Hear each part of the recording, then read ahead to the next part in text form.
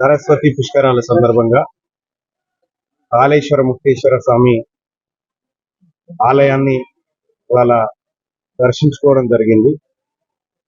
పుణ్యస్నానం ఆచరించి కుటుంబ సమేతంగా మేము, మాతో పాటు మా ఆప్త మిత్రులు, అలాగే Telangana BC JAC coordination committee chairman అయినటువంటి సుధగని హరిశంకర్ గారు, కోఆర్డినేషన్ అయినటువంటి ఓదేల్ గారు, భూపాలపల్లి తీన్మార్మల టీం అధ్యక్షుడు రవి గారు, అలాగే ఇక్కడికి వచ్చినటువంటి మా మిత్ర బృందం అందరం కూడా ఇవాళ దర్శనం చేసుకోవడం జరిగింది. ప్రధానంగా తెలంగాణ రాష్ట్రంలో గతంలో గోదావరి పుష్కరాలు జరిగినాయి, ఆ తర్వాత కృష్ణా పుష్కరాలు జరిగినాయి, ఇప్పుడు సరస్వతి పుష్కరాలు జరుగుతూ ఉన్నాయి.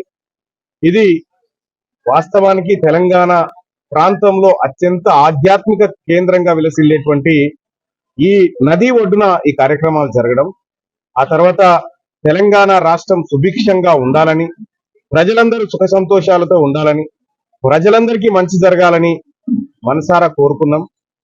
ఆ దిశగా ఆశిస్తా ఉన్నాం.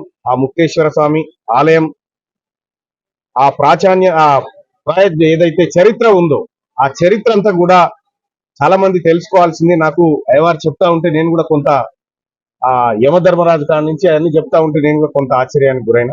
ఏదేమైనప్పటికీ కూడా ఈ దేశంలో అత్యంత ప్రధాన ఆలయాల్లో ఈ ఆలయం ఉండాలి. అలాగే ప్రజలందరూ కూడా సుఖశాంతులతో ఉండి పాడి పంటలు సమృద్ధిగా పండి వర్షాలు సకాలంలో కురిసి ప్రజల ఆయురారోగ్యాలు బాగుండాలని తెలంగాణ ప్రజలుగా మేమందరం కూడా మనసారా కోరుకుంటా ఉన్నాం.